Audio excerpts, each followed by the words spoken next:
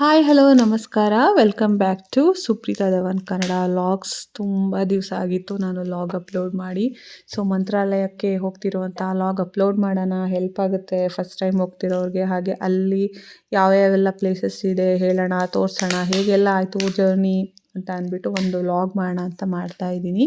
ಯಾರು ನನ್ನ ಚಾನಲ್ನ ಫಸ್ಟ್ ಟೈಮ್ ನೋಡ್ತಾ ಇದ್ದೀರಾ ಪ್ಲೀಸ್ ಸಬ್ಸ್ಕ್ರೈಬ್ ಮಾಡ್ಕೊಳ್ಳಿ. ಹಾಗೆ ವಿಡಿಯೋ ಇಷ್ಟ ಆದರೆ ಲೈಕ್ ಮಾಡಿ. ನಾವು ಹೊರಟಿದ್ದಂಥದ್ದು ಹಾಸನ್ ಟು ಮಂತ್ರಾಲಯ. ಹಾಸನಿಂದ 3:30ಗೆ ಬಿಟ್ವಿ ಮಧ್ಯಾಹ್ನ. ಅಲ್ಲಿ ರೀಚ್ ಆಗಿದ್ದು ಆಲ್ಮೋಸ್ಟ್ 8:30 ಆಗಿತ್ತು. ಸೊ ನಮಗೆ ಬಸ್ ಇದ್ದಿದ್ದು 9 ಸ್ಲೀಪರ್ ಕೋಚ್ ಬಸ್ಸು. ಸೊ ನಾವು 9ಗೆ ಬಸ್ ಹತ್ತಿದ್ರೆ 5:30ಗೆ ಮಂತ್ರಾಲಯ ಹೋದ್ವಿ. ಸೊ ಅಲ್ಲಿ ರೆಸಾರ್ಟ್ಗೆ ಹೋಗಿ ಫ್ರೆಶ್ ಅಪ್ ಎಲ್ಲ ಆಗಿ ಆಮೇಲೆ ಮಂತ್ರಾಲಯಕ್ಕೆ ಹೋಗಿದ್ದು. ಸೊ ನೀವು ಟ್ರೈನಲ್ಲಿ ಹೋಗುವಂಥವ್ರು ಹಾಸನ್ ಟು ಮಂತ್ರಾಲಯ ಮಧ್ಯಾಹ್ನ 4 ಗಂಟೆಗೆ ಟ್ರೈನ್ ಇದೆ. ಅದು ಬೆಳಗಿನ ಜಾವ 2 ಗಂಟೆಗೆ ಹೋಗುತ್ತಂತೆ. ಸೊ 1 ಮಂತ್ ಮುಂಚೆನೇ ನೀವು ಬುಕ್ ಮಾಡ್ಕೋಬೇಕು, ಇಲ್ಲ ತತ್ಕಾಲ್ ಟ್ರೈ ಮಾಡಬೇಕು, ಇಲ್ಲ ಓನ್ ವೆಹಿಕಲ್ ಹೋಗಿ ಬರೋರು ಹೋಗಿ ಬರ್ಬೋದು. But Hassan to Mantralaya 8 hours ಆಗುತ್ತೆ. ರೆಸಾರ್ಟ್ ತುಂಬಾ ಚೆನ್ನಾಗಿತ್ತು, ನನಗಂತೂ ತುಂಬಾ ಇಷ್ಟ ಆಯಿತು. ಕಾಮಾಗಿ ರೂಮ್ಸ್ ಎಲ್ಲ ನೀಟಾಗಿದ್ದು, ಹಾಗೆ ನೀವು ನೋಡ್ತಾ ಇರ್ಬೋದು ಹೇಗಿದೆ ಅಂತ. ಹಾಗೆ ನಂದು ಯೂಟ್ಯೂಬ್ ಚಾನಲಲ್ಲಿ ರಾಘವೇಂದ್ರ ಸ್ವಾಮಿಗಳ ಮುಡುಪು ಹೇಗೆ ಕಟ್ಟಬೇಕು, ಎಷ್ಟು ದಿನ ಕಟ್ಟಬೇಕು, ಯಾವ ರೀತಿ ಎಲ್ಲ ಕ್ರಮಗಳನ್ನು ಅನುಸರಿಸಬೇಕು ಅನ್ನೋದು ವಿಡಿಯೋ ಹಾಕಿದ್ದೀನಿ. ಇಂಟ್ರೆಸ್ಟ್ ಇದ್ದವರು ಹೋಗಿ ಚೆಕ್ ಮಾಡಿ. ಅದಕ್ಕೆ ತುಂಬ ಚೆನ್ನಾಗಿ ರೆಸ್ಪಾನ್ಸ್ ಮಾಡಿದ್ರ. ಥ್ಯಾಂಕ್ ಯು ಸೋ ಮಚ್ ಎಲ್ರಿಗೂ. ಮಂತ್ರಾಲಯ ಹೋಗ್ತಿದ್ದಂಗೆ ಸಖತ್ ಖುಷಿ ಆಯಿತು. ಯಾಕಂದರೆ ತುಂಬ ವರ್ಷಗಳ ಬೇಡಿಕೆ ನಂದು ಮಂತ್ರಾಲಯಕ್ಕೆ ಹೋಗ್ಬೇಕಂತ. ಬಟ್ ಹೋಗೋಕ್ಕೆ ಆಗ್ತಿರ್ಲಿಲ್ಲ. ಅವಾಗೆಲ್ಲ ಅನ್ಕೋತಾ ಇದ್ದೆ ಯಾಕೆ ಹೋಗೋಕ್ಕಾಗ್ತಾ ಇಲ್ಲ, ಹೋಗಿ ಬರಬೇಕಿತ್ತು ಅಂತ. ಸೊ ಫೈನಲಿ ಮಂತ್ರಾಲಯಕ್ಕೆ ಬಂದೆ. ಅದು ಸಡನ್ನಾಗೇ ಮಂತ್ರಾಲಯಕ್ಕೆ ಹೊರಟಿದ್ದು. ಅದೇ ಹೇಳ್ತಾರಲ್ಲ, ನಾವು ಪ್ಲ್ಯಾನ್ ಮಾಡಿ ಹೋಗೋಕ್ಕಿಂತ ದೇವ್ರು ಯಾವಾಗ ಕರ್ಸ್ಕೋತಾರೆ ಆವಾಗಲೇ ನಾವು ಅಲ್ಲಿ ಹೋಗಿ ದೇವ್ರ ದರ್ಶನ ಮಾಡಿ ಆಶೀರ್ವಾದ ಪಡ್ಕೊಳಕ್ಕಾಗೋದು ಅಂತ. ಅದಂತೂ 100% ಅಲ್ಲ 200% ಸತ್ಯ ಅಂತ ಅನ್ನಿಸ್ತು. ಸೊ ಮಂತ್ರಾಲಯಕ್ಕೆ ಹೋದ್ಮೇಲೆ ಸಖತ್ ಜನ ಇದ್ದರು. ಅದರಲ್ಲೂ ಕ್ರಿಸ್ಮಸ್ ರಜಾ, ನ್ಯೂ ಇಯರ್ ರಜಾ ಎಲ್ಲ ಇತ್ತಲ್ಲ, ತುಂಬಾ ಜನ ಇತ್ತು, ತುಂಬಾ ಕ್ರೌಡ್ ಇತ್ತು. ನಾರ್ಮಲ್ ಕ್ಯೂ ನಿಂತಿದ್ದಿದ್ರೆ ಆಗ್ತಾನೆ ಇರಲಿಲ್ಲ, ಮಧ್ಯಾಹ್ನನೇ ಆಗೋದು ದರ್ಶನ ಅಂತ ಅನ್ನಿಸ್ತು. ಸೊ ಹಾಗಾಗಿ ಇಲ್ಲಿ 1000 ರೂಪೀಸ್ ಟಿಕೆಟ್ನ ತೊಗೊಂಡ್ವಿ. ಅಂದರೆ 1000 ರೂಪೀಸ್ಗೆ 4 ಮೆಂಬರ್ಸು. ನೀವು 3 ಮೆಂಬರ್ಸ್ ಇದ್ದರೂ 1000 ತೊಗೋಬೇಕು, 4 ಮೆಂಬರ್ಸ್ ಇದ್ದರೂ ನಿಮಗೆ 1000. ಸೊ ನಾವು 1000 ರೂಪೀಸ್ ಟಿಕೆಟ್ ತೊಗೊಂಡ್ವಿ. ಹೋಗಿ ದರ್ಶನ ಮಾಡಿಕೊಂಡು ಆಮೇಲೆ ಅಲ್ಲೇ ಹೊಳೆ ಹತ್ರ ಹೋಗಿ ಅಲ್ಲೆಲ್ಲ ನೋಡಿಕೊಂಡು ದೀಪ ಎಲ್ಲ ಬೆಳಗಿ ನಂತರ ನಾವು ಅಲ್ಲೇ ಸುತ್ತಮುತ್ತ ಇದ್ದಂಥ ಅಂಗಡಿಗಳಲ್ಲೆಲ್ಲ ಏನಾದರೂ ಬೇಕಿದ್ದರೆ ನೋಡಿಕೊಂಡು ಹಾಗೇ ಸೈಟ್ ಸೀಯಿಂಗು. ಮತ್ತು ನಾವು ಹೊರಟಿದ್ದಂತಹದ್ದು ಊಟಕ್ಕೆ. ಊಟ ನಿಮಗೆ ಅಲ್ಲೇ ಕೊಡ್ತಾರೆ. 11 ಗಂಟೆಯಿಂದ ಸ್ಟಾರ್ಟ್ ಆಗುತ್ತೆ ಬೆಳಗ್ಗೆ. ಸೊ ಹೋಗಿ ಕ್ಯೂ ಅಲ್ಲಿ ನಿಂತ್ಕೊಂಡಿದ್ರೆ ನೀವು ಬೇಗ ಊಟ ಮಾಡಿ ಬೇರೆ ಕಡೆ ಹೋಗುವಂಥವ್ರಿಗೆ ಅನುಕೂಲ ಆಗುತ್ತೆ. ಅಲ್ಲೇ ಊಟ ಮಾಡುವಂಥವ್ರಿಗೆ ಊಟ ಚೆನ್ನಾಗಿತ್ತು. ಅನ್ನ ಸಾಂಬಾರು ಮತ್ತು ಮೊಸರನ್ನ ಕೊಟ್ಟರು. ಸೊ ಅಲ್ಲೇ ಆವರಣದಲ್ಲಿ ಸ್ವಲ್ಪ ಹೊತ್ತು ಕೂತು ನಾವು ಸ್ವಲ್ಪ ಟೈಮ್ ಸ್ಪೆಂಡ್ ಮಾಡಿದ್ವಿ. ಹಾಗೆಯೇ ಪರಿಮಳ ಪ್ರಸಾದ ಬೇಕಾಗಿರುವಂಥವರು ಕೂಡ ಮಂತ್ರಾಲಯ ಏನು ಆವರಣ ಇದೆ ಅಲ್ಲಿ ತಗೋಬೋದು. ನಮಗೆ ಪರಿಮಳ ಪ್ರಸಾದ ಕೂಡ ಸಿಕ್ತು. ಅಂದರೆ ನಾವು 1000 ರೂಪೀಸ್ ಟಿಕೆಟ್ ತೊಗೊಂಡವ್ರಿಗೆ ಹೊರಗಡೆ ಏನು ಊಟ ಕೊಡ್ತಾರೆ ಅದ್ರ ಹಿಂದೆ ಪರಿಮಳ ಪ್ರಸಾದ ಕೊಡ್ತಾ ಇರ್ತಾರೆ. 2 ಅಂದರೆ 4 ಕೊಡ್ತಾರೆ, 4 ಇರುತ್ತೆ ಪರಿಮಳ ಪ್ರಸಾದ. ಸೊ ಇಲ್ಲ ನಮಗೆ ಜಾಸ್ತಿ ಬೇಕು ಅಂತ ಅನ್ನೋವಂಥವ್ರು ಅದಕ್ಕೆ ಸಪ್ರೇಟ್ ಕ್ಯೂ ಇರುತ್ತೆ ಪರಿಮಳ ಪ್ರಸಾದಕ್ಕೆ ಅಂತಲೇ. ಸೊ ಅಲ್ಲಿಗೆ ಹೋಗಿ ನೀವು ಸಪ್ರೇಟ್ ತೊಗೋಬೋದು. ಸೊ ಆ ಥರ. ಊಟದ್ದಂತೂ ತುಂಬಾ ಚೆನ್ನಾಗಿತ್ತು, ನೀಟಾಗಿ ಅರೇಂಜ್ ಮಾಡಿದರು.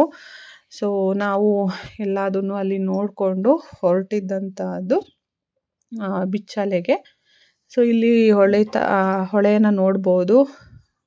ತುಂಬಾ ಒಂಥರ ಪ್ರಶಾಂತವಾಗಿದೆ, ನೆಮ್ಮದಿ ಅನ್ನಿಸ್ತು. ಹೋಗಿ ಬರುವಂಥವರು ವೀಕೆಂಡ್ಸ್ಗಿನ್ನ ಸ್ವಲ್ಪ ರಜಾ ಟೈಮ್ಗಿನ್ನ ಬೇರೆ ಟೈಮ್ ಹೋದರೆ ನಿಮಗೆ ಬೇಗ ದರ್ಶನ ಮಾಡೋದಕ್ಕೆಲ್ಲ ಅನುಕೂಲ ಆಗುತ್ತೆ. ಇಲ್ಲ ಅಂದರೆ ನೀವು ಟಿಕೆಟ್ ತೊಗೊಂಡು ಹೋದ್ರೂ ಬೇಗ ದರ್ಶನ ಮಾಡ್ಕೋಬೋದು. ಬಟ್ ಅದು ನಿಮ್ಮ ಇಷ್ಟಕ್ಕೆ ಬಿಟ್ಟಿದ್ದು. ಈ ಪ್ಲೇಸ್ ಬಂದು ಅಪ್ಪಣ್ಣಾಚಾರ್ಯರು ವಿಶ್ರಾಂತಿ ಪಡೀತಾ ಇದ್ದಂತಹ ಸ್ಥಳ. ಎಷ್ಟು ನೀಟಾಗಿದೆ ಅಂತ ನೀವು ನೋಡ್ಬೋದು. ಹಾಗೆಯೇ ಏಕಶಿಲಾ ಬೃಂದಾವನ ಇಲ್ಲಿದೆ. ತುಂಬಾ ಚೆನ್ನಾಗಿದೆ. ಏನು ಮೂಲ ಸ್ಥಾನ ಅಂತ ಹೇಳ್ತಾರಲ್ಲ ಹಾಗೆ ನೀವೇ ನೋಡ್ತಾ ಇರ್ಬೋದು. ಇದು ಏಕಶಿಲಾ ಬೃಂದಾವನ. ಸೊ ಇಲ್ಲಿ ನಾವು ಅಪ್ಪಣ್ಣಾಚಾರ್ಯ ವಿಶ್ರಾಂತಿ ಪಡೆದಿದ್ದಂಥ ಸ್ಥಳ ಏಕಶಿಲಾ ಬೃಂದಾವನ ನೋಡಿಕೊಂಡು ಬಿಚ್ಚಾಲಮ್ಮ ದೇವಸ್ಥಾನಕ್ಕೆ ಹೋಗಿದ್ದಂಥದ್ದು. ಸೊ ಬಿಚ್ಚಾಲಮ್ಮ ದೇವಸ್ಥಾನದ ವಿಶೇಷತೆ ಏನು ಅಂತ ಅಂದರೆ ಬೆಲ್ಲ ಮತ್ತು ಬಾಳೆಹಣ್ಣಿನಿಂದ ಮಾಡಿರುವಂತಹದ್ದು ನೀವೇ ನೋಡ್ಬೋದು. ಸೊ ಬಸ್ ದೊಡ್ಡ ದೊಡ್ಡ ಗಾಡಿಗಳಲ್ಲೆಲ್ಲ ಇಲ್ಲಿ ಒಳಗಡೆ ಬರೋಕ್ಕಾಗೋದಿಲ್ಲ. ಸ್ವಲ್ಪ ಮೇಲೆ ನಿಮ್ಮನ್ನ ಬಿಡ್ತಾರೆ. ಅಲ್ಲಿಂದ ನಡ್ಕೊಂಡು ಬರಬೇಕು. ಅಥವಾ ಮಂತ್ರಾಲಯದಲ್ಲಿ ನಿಮಗೆ ಈಗ ಅಲ್ಲಿಗೆ ಮಾತ್ರ ಅಂತ ಹೋಗಿದ್ರೆ ಮಂತ್ರಾಲಯದಲ್ಲೇ ಸಪ್ರೇಟ್ ನಿಮಗೆ ಬಿಚ್ಚಲ ದೇವಸ್ಥಾನಕ್ಕೆ ಬರ್ತೀರಾ, ಪಂಚಮುಖಿ ಆಂಜನೇಯ ಸ್ವಾಮಿ ದೇವಸ್ಥಾನಕ್ಕೆ ಬರ್ತೀರಾ ಅಂತ ಅಂದ್ಬಿಟ್ಟು ಕರೀತಾರೆ. ಸೊ ಅಲ್ಲಿ ನಿಮಗೆ ಎಕ್ಸ್ಟ್ರಾ ಟ್ರಾವೆಲಿಂಗ್ ನೀವು ತಗೊಂಡು ಕೂಡ ಹೋಗಿ ನೋಡಿಕೊಂಡು ಬರ್ಬೋದು. ನಿಮಗೆ ಮಂತ್ರಾಲಯದಲ್ಲೂ ಊಟ ಸಿಗುತ್ತೆ, ಹಾಗೆ ಬಿಚ್ಚಲ ದೇವಸ್ಥಾನದಲ್ಲೂ ಊಟ ಚೆನ್ನಾಗಿರುತ್ತೆ, ಊಟ ಕೊಡ್ತಾರೆ. ಸೊ ಅಲ್ಲೆಲ್ಲ ಮುಗಿಸ್ಕೊಂಡು ನಾವು ಬಂದಿದ್ದು ಅಪ್ಪಣ್ಣಾಚಾರ್ಯರ ಮನೆ. ಇದಂತೂ ಸಖತ್ ಕೂಲ್ ಅನ್ನಿಸ್ತು ನನಗೆ. ನೋಡಿ ಇದೆ ಅಪ್ಪಣ್ಣಾಚಾರ್ಯರ ಮನೆ. ಅಲ್ಲೆಲ್ಲ ನೀಟಾಗಿ ಫೋಟೋಸ್ ಎಲ್ಲ ಅರೇಂಜ್ ಮಾಡಿದ್ರು. ನಿಮಗೆ ಈ 3 ಪ್ಲೇಸ್ ಒಂದೇ ಕಡೆ ಸಿಗುತ್ತೆ. ಏನು ಬಿಚ್ಚಾಲೆಗೆ ಬಂದರೆ ಏಕಶಿಲಾ ಬೃಂದಾವನ, ಅಪ್ಪಣ್ಣಾಚಾರ್ಯರ ಮನೆ, ಅಪ್ಪಣ್ಣಾಚಾರ್ಯರು ವಿಶ್ರಾಂತಿ ಪಡಿತಾ ಇದ್ದಂತಹ ಸ್ಥಳ, ಸೊ ಎಲ್ಲ ಒಂದೇ ಕಡೆ ಸಿಗುತ್ತೆ. ಹೇಗೆಲ್ಲ ಕಟ್ಟಿದ್ದಾರೆ ಏಕಶಿಲಾ ಬೃಂದಾವನ ಅನ್ನೋದನ್ನು ಇಲ್ಲಿ ತೋರಿಸಿದ್ದಾರೆ ನೋಡಿ. ಆಮೇಲೆ ಇದು ಸಂಕ್ಷಿಪ್ತ ವಿವರ ರಾಘವೇಂದ್ರ ಸ್ವಾಮಿಗಳದ್ದು ಎಲ್ಲ ನೀಟಾಗಿ ಹಾಕಿದ್ದಾರೆ. ಸೊ ಪಾರ್ಕಿಂಗ್ಗೆ ನೀವು ಓನ್ ವೆಹಿಕಲಲ್ಲಿ ಬಂದರೆ ಅಲ್ಲಿ ಪಾರ್ಕಿಂಗ್ ಇದೆ ಬಿಚ್ಚಲ ದೇವಸ್ಥಾನದ ಹಿಂಭಾಗದಲ್ಲಿ. ಮಾಮೂಲಿ ಬೈಕು ಕಾರಲ್ಲಿ ಬರುವಂಥವ್ರು, ದೊಡ್ಡ ದೊಡ್ಡ ಗಾಡಿ ಈಗ ಟೆಂಪೋ, ವ್ಯಾನು, ಬಸ್ಸು ಈ ಥರ ಮಾಡ್ಕೊಬರೋರು ಸ್ವಲ್ಪ ದೂರದಲ್ಲಿ ನಿಲ್ಲಿಸ್ಬಿಟ್ಟು ಅಲ್ಲಿಂದ ನಡ್ಕೊಂಡು ಬರಬೇಕು. ಆಮೇಲೆ ನಾವು ಹೊರಟಿದ್ದಂಥದ್ದು ಪಂಚಮುಖ ಆಂಜನೇಯ ಸ್ವಾಮಿ ದೇವಸ್ಥಾನಕ್ಕೆ. ಇಲ್ಲೂ ಕೂಡ ಇದು ಆಂಜನೇಯ ಸ್ವಾಮಿ ಪಾದಕೆಗಳು ಮತ್ತು ಗದೆ, ಇಲ್ಲೂ ಕೂಡ ರಾಯರ ಶಿಲೆ, ಹಾಗೆಯೇ ಪಂಚಮುಖಿ ಆಂಜನೇಯ ಸ್ವಾಮಿದು ವಿಗ್ರಹ ಎಲ್ಲ ಚೆನ್ನಾಗಿತ್ತಪ್ಪ. ನನಗಂತೂ ಒಂಥರ ಸಖತ್ತು ಒಂದು ಒಳ್ಳೆ ಪಾಸಿಟಿವ್ ವೈಬ್ ಕೊಡ್ತಾ ಇತ್ತು ಅಂತಲೇ ಹೇಳ್ಬೋದು. ನೋಡಿ ಇದು ದೊಡ್ಡ ಬಂಡೆ ಆ ಚಿಕ್ಕ ಕಲ್ಲು ಮೇಲೆ ನಿಂತಿದೆ, ಇದೆಲ್ಲ ಪವಾಡನೇ ಅಂತಲೇ ಹೇಳ್ಬೋದು. ಸೊ ಅದೆಲ್ಲ ಮುಗಿಸ್ಕೊಂಡು ನಾವು ಬಂದಿದ್ದಂತಹದ್ದು ಅಭಯ ಆಂಜನೇಯ ಸ್ವಾಮಿ ದೇವಸ್ಥಾನಕ್ಕೆ. ಇದು ನಿಮಗೆ ರೋಡ್ ಸೈಡೇ ಸಿಗುತ್ತೆ. ಸೊ ನಾವು ಇಲ್ಲಿ ಅಭಯ ಆಂಜನೇಯ ಸ್ವಾಮಿ ದೇವಸ್ಥಾನ ಮುಗಿಸ್ಕೊಂಡು ಮತ್ತೆ ನಾವು ರೆಸಾರ್ಟ್ಗೆ ಬಂದ್ವಿ. ರೆಸಾರ್ಟ್ಗೆ ಬಂದು ಮತ್ತೆ ಸ್ವಲ್ಪ ಫ್ರೆಶ್ ಅಪ್ ಆಗಿ ನಾವು ಸಂಜೆ ಒಂದು 6:30-7 ಹಾಗೆ ಮತ್ತೆ ಮಂತ್ರಾಲಯಕ್ಕೆ ಹೋದ್ವಿ. ನೈಟ್ ನಿಮಗೆ ಬೆಳಗ್ಗೆಗಿನ ನೈಟ್ ಸಖತ್ತಾಗಿರುತ್ತೆ, ಲೈಟಿಂಗ್ಸ್ ಎಲ್ಲ ಇರುತ್ತೆ. ಸೊ ನೈಟ್ ತುಂಬ ಕೂಲಾಗಿರುತ್ತೆ. ಸೊ ನಾವು ಒಂದಷ್ಟು ವೀಡಿಯೋಸ್ಗಳು, ಫೋಟೋಸ್ ಎಲ್ಲ ತೊಗೊಂಡು, ಇದು ಟಿಕೆಟ್ ಏನಿಲ್ಲ, ನಾವು ನಾರ್ಮಲ್ ಧರ್ಮದರ್ಶನದಲ್ಲೇ ಕ್ಯೂ ಅಲ್ಲಿ ಹೋದ್ವಿ. ಫ್ರೀ ಇತ್ತು. ಆ್ಯಕ್ಚುಲಿ ನಾವು ಟಿಕೆಟ್ ತೊಗೊಂಡು ಹೋದಾಗ ದರ್ಶನಕ್ಕಿಂತ ನಾವು ಧರ್ಮದರ್ಶನಲ್ಲಿ ಹೋದಾಗಲೇ ನಮಗೆ ಚೆನ್ನಾಗಿ ಇದು ರಾಯರದು ದರ್ಶನ ಆಯಿತು. ಹಾಗೆಯೇ ಕರೆಕ್ಟಾಗಿ ನಾವು ಅಲ್ಲೇ ಇದ್ವಿ. ಆವಾಗಲೇ ನಮಗೆ ರಾಯರಿಗೆ ಏನು ಮಹಾಮಂಗಳಾರತಿ ಆಗ್ತಾಯಿತ್ತು, ಅದನ್ನೆಲ್ಲ ನೋಡಿದ್ವಿ. ಸೊ ಬೆಳಗ್ಗೆಗಿನ ನಮಗೆ ಸಂಜೆ ಸಕ್ಕ ಸ್ಯಾಟಿಸ್ಫ್ಯಾಕ್ಷನ್ ಅಂತ ಅನ್ನಿಸ್ತು. ಸೊ ಎಲ್ಲ ಕಡೆ ನೋಡಿಕೊಂಡು ಸ್ವಲ್ಪ ಹೊತ್ತು ಆಚೆ ಇದ್ದು ಒಳಗಡೆ ಇದ್ದು ಆಮೇಲೆ ರಥೋತ್ಸವ ಆಗುತ್ತೆ. 7:30 ಹಾಗೆ ರಥೋತ್ಸವ ಇರುತ್ತೆ. ಸೊ ಬೆಳ್ಳಿ ರಥೋತ್ಸವ, ಚಿನ್ನದ ರಥೋತ್ಸವ, ಅದಂತೂ ಕಣ್ಣು ತುಂಬ್ಕೊಬಿಡಿ. ಎಲ್ಲ ವಿಡಿಯೋ ಮಾಡಿ ಹಾಕಿದ್ದೀನಿ. ನಿಮಗೆ ಅಲ್ಲಿ ಹೋಗಿ ಇನ್ನೂ ನೋಡಿಲ್ಲ ಅಂದವರು ಈ ವಿಡಿಯೋ ಮುಖಾಂತರ ಡೀಟೈಲಾಗಿ ನೀವು ನೋಡ್ಬೋದು. ಅಂದರೆ ಮಂತ್ರಾಲಯದ ಒಳಗಡೆ ಎಲ್ಲ ವಿಡಿಯೋ ಫೋಟೋಸ್ ಮಾಡೋ ಹಾಗಿಲ್ಲ, ಹಾಗಾಗಿ ನಾನು ಏನು ವಿಡಿಯೋ ಫೋಟೋಸ್ ಹಾಕಿಲ್ಲ ದೇವ್ರದ್ದು. ಎಷ್ಟು ಮಾಡ್ಬೋದು ಆಲ್ಮೋಸ್ಟ್ ಅಷ್ಟನ್ನು ನಾನು ಕವರ್ ಮಾಡೋದಕ್ಕೆ ಟ್ರೈ ಮಾಡಿದ್ದೀನಿ. ನಿಜವಾಗ್ಲೂ ಒಂಥರ ಮೈ ಜುಮ್ ಅನ್ನಿಸ್ಬಿಡ್ತು.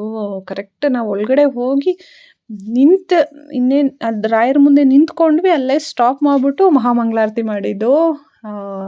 ಗಾಡ್ಸ್ ಗ್ರೇಸ್, ದೇವರ ಆಶೀರ್ವಾದ ಅಂತಲೇ ನಿಜವಾಗ್ಲೂ ಹೇಳ್ಬೋದು. ಅಷ್ಟು ಒಂದು ಖುಷಿ ಸಿಕ್ತು. ಸೊ ನೀವು ಕೂಡ ರಾಯರ ಆಶೀರ್ವಾದ ತೊಗೋಬೋದು ಈ ವಿಡಿಯೋ ಮುಖಾಂತರ ನೋಡಿ. ಹೋಗಿ ಬರೋರು ಆದಷ್ಟು ಬೇಗ ಹೋಗಿ ಬನ್ನಿ.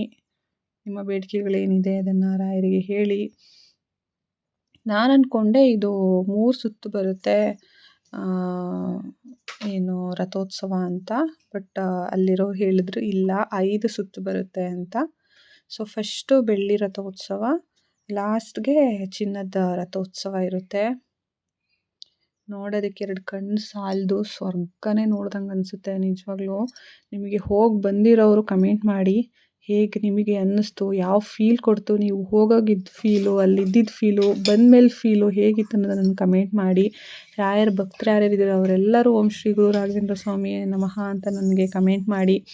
ಸೊ ದಟ್ ನನಗೆ ಗೊತ್ತಾಗುತ್ತೆ ಎಷ್ಟು ಜನ ರಾಯರ ಭಕ್ತರಿದ್ದೀರಾ, ಈ ವಿಡಿಯೋಯಿಂದ ಎಷ್ಟು ಜನ ನೋಡಿ ನೀವು ಖುಷಿಪಟ್ಟಿದ್ದೀರಾ ಅಂತ. ಆಮೇಲೆ ಮಂತ್ರಾಲಯ ಹೋಗುವಂಥವ್ರು ಫಸ್ಟೇ ರೂಮ್ಸ್ಗಳನ್ನೂ ಕೂಡ ಬುಕ್ ಮಾಡ್ಕೊಂಡು ಹೋಗಬೇಕು.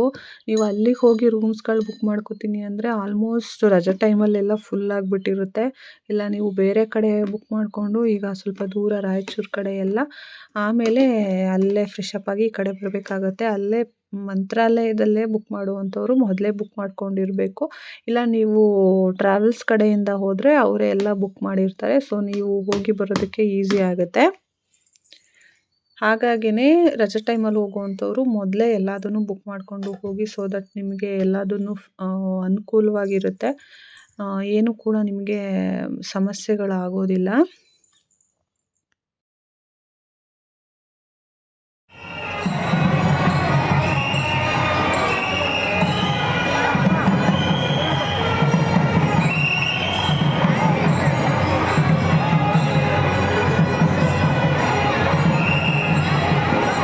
ಹಾಗೆಯೇ ನಾವು ಬುಕ್ ಮಾಡ್ಕೊಂಡು ಹೋಗಿದ್ದಂಥದ್ದು ಟ್ರಾವೆಲ್ಸ್ ಕಡೆಯಿಂದ.